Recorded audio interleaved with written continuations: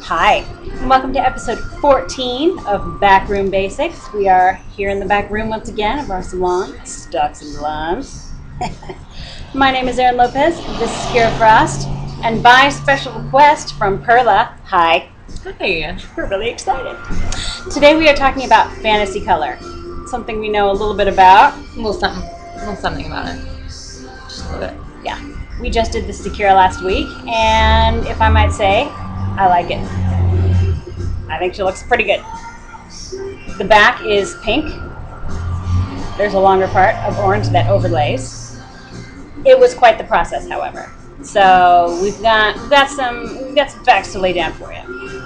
We're going to start with the process.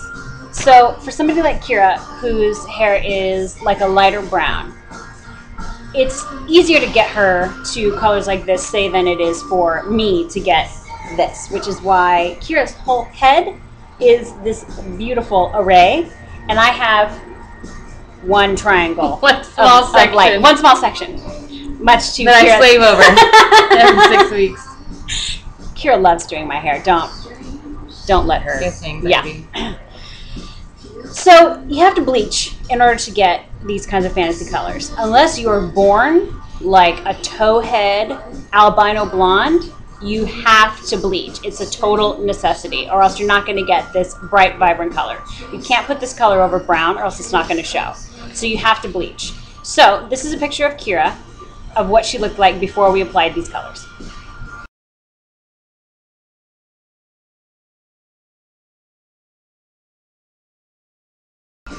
She's really, really blonde. And we were able to bleach out her entire head this blonde because A, she's a lighter brown naturally, and B, her hair is really short in comparison to, say, most other people's. So if you want hair like this, or you want to put in some kind of fantasy color, you have to be realistic about how long your hair is going to stay. Right. Would you say that's right? Yeah. How long it's going to stay? Absolutely. Hair doesn't bleach evenly normally when it's longer. You'll have like light roots, right? And then as it gets down the hair shaft, it is harder and harder to get light. And then by the bottom part, it's like orange or red, or in our worst nightmares, it's still brown. So we always recommend shorter hair. It's better if you want a lot of fantasy color. Now, if you want just like one panel like I have, you can probably get away with bleaching it if it's longer. If you're doing something like red, which can cover over like more of a yellow or something like that. But if you want to do like a blue or an orange or a green, you got to get it like really, really light, like super light, like this, because fantasy color is like paint. It mixes like paint. So if your hair is yellow blonde and not white blonde, if you go to put blue over that yellow, you're gonna get green. Just like paint. So, and this, trust us, comes from experience. The hard way. Oh, yes. Not to say long hair doesn't bleach.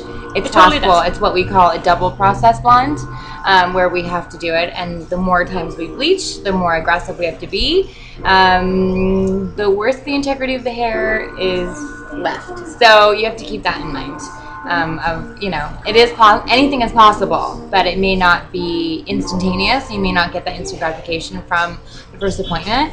You may have to happen in stages, and it's going to take a toll on your hair. Yeah, so. This took me a year. It took her a year to get me this light. It was light brown. It was salmon. It was salmon for a long time.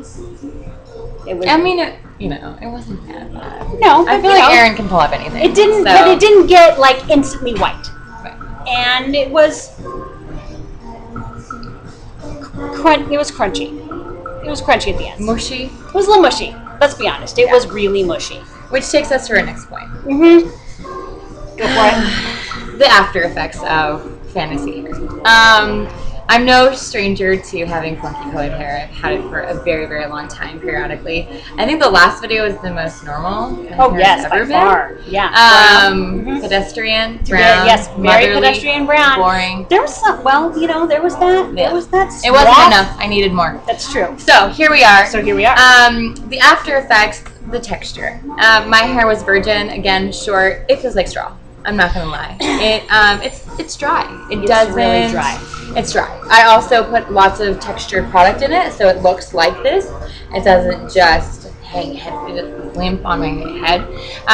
But the texture is definitely a lot different. So that's something to watch out for instantaneously, day of, that you'll have to contend with. So being gentle with it when you blow dry, being gentle when you comb and brush, when you run that flat iron, the curling iron through. If you even decide to do so. Sometimes it's so compromised, the ends are almost like shrivelly, and then you don't want to deal with heat. Right. At all. Right. Best case scenario, that's worst case scenario. That's Best case scenario, you can run a light flat iron through, but you're working with hair that's a little bit more fragile because it's going to be compromised.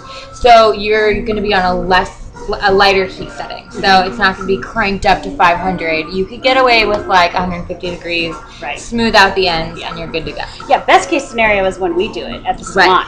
Worst case scenario is when you and your pals do it in the bathroom. And been there too. Yeah, totally. And it's like washing down the drain, and it feels like the inside of a corn husk. That's what I'm referring to. That is completely accurate. Yes. I've been there as well. Yeah, so we're really hoping for the best case scenario. Or if you are at home with you and your pals, or hopefully your mother, who has done this before with her sister back in the 60s or whatever, you're doing a very small portion. Right. Some of my clients come in with beautiful hair done at home. Yeah. So, yeah. Hey, it can be done. This is true. The second thing I want to talk about is the after effect is the fadage, because that's another thing that definitely comes into play. The color manufacturers are great bullshitters, and they say, "Oh, this lasts X many times," and and realistically, you really only want to wash your hair once or twice a week to really get the longevity of the color that you want. If not, if you're washing every single day, your color is going to be gone in a week or two. Yeah, we're talking like 8 to 10 shampoos max. So if that's you everyday shampooer, that's 8 days. Yeah. If that is a once a week shampooer, that's 8 weeks or less. So here are the champion rinser. Look at that texture. Look at that volume. It works. Yeah, totally. The other part is the attention that you will get. That's not on our agenda. No, it's true.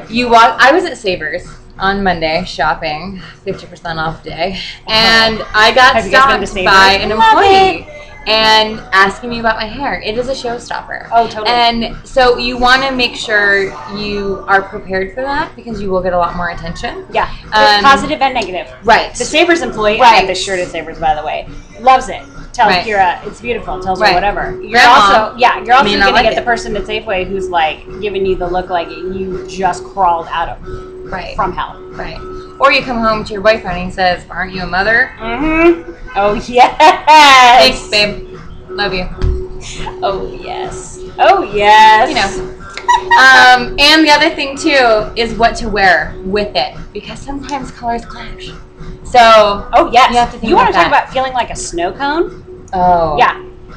When your hair looks like this and you walk out of the house in a red shirt or a pink shirt, you're going to feel maybe a little bit like a clown. Yeah.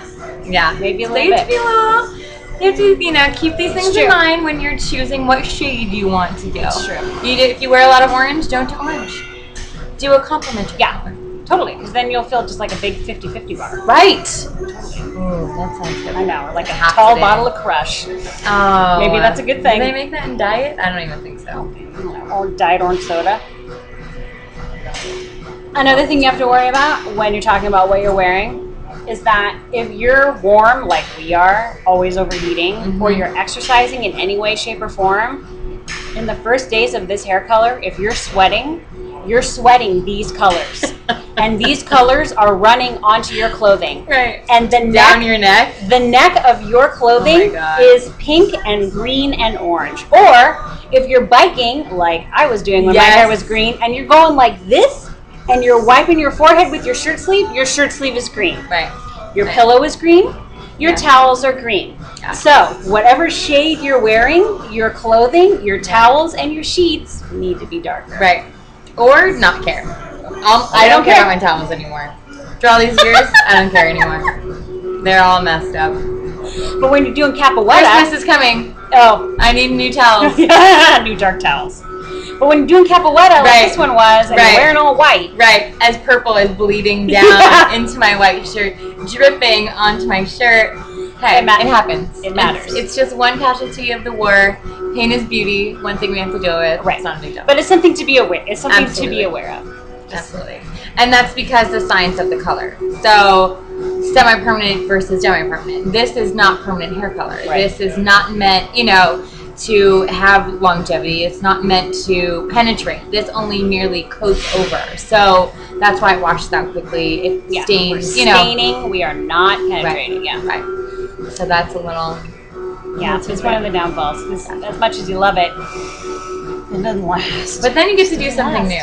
That's true. So that's the other part about fantasy hair. Once you have that base down, you have that beautiful blonde, you can refresh, you can throw whatever color you want over, and you can have an endless amount of combinations. That's true. So, and once that initial push of bleaching everything out is done, then all you have to bleach are the roots. Right. Because the rest of the hard work is done. And easy. Then, touch-ups are a breeze in comparison. Yeah. Trust me. Yeah. And then after that, you just bleach out the color that you have. Do a new color, and then you can be a peacock one day and a blue peacock the next. Who knows? You can do whatever you want. 50-50 bar. Yeah, it could be a 50-50 bar. You could be a tall bottle of soda the next day. I'm thirsty. Make me thirsty. Thanks a lot, Erin. No problem. Melanie, I'm so sorry this is not on braiding. We had a request from a client braiding for our next video. I haven't had time to practice. Episode These 15, fingers braiding.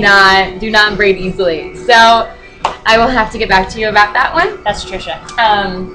And that will be our next video. But thank you to Perla for this, Jen. Yes, thank you. Thank you for such great timing. Yeah, it's a topic that's near and dear to our hearts. Yes, absolutely. So if you guys have any other questions about fantasy color or anything else, please don't hesitate to leave it on our blog. This, As the Curl Turns 56. Check us out on Instagram, same name, As the Curl Turns 56. That's Shirley. I'm Laverne. Check us out next time, and thank you so much for joining us here on As the Curl Turns.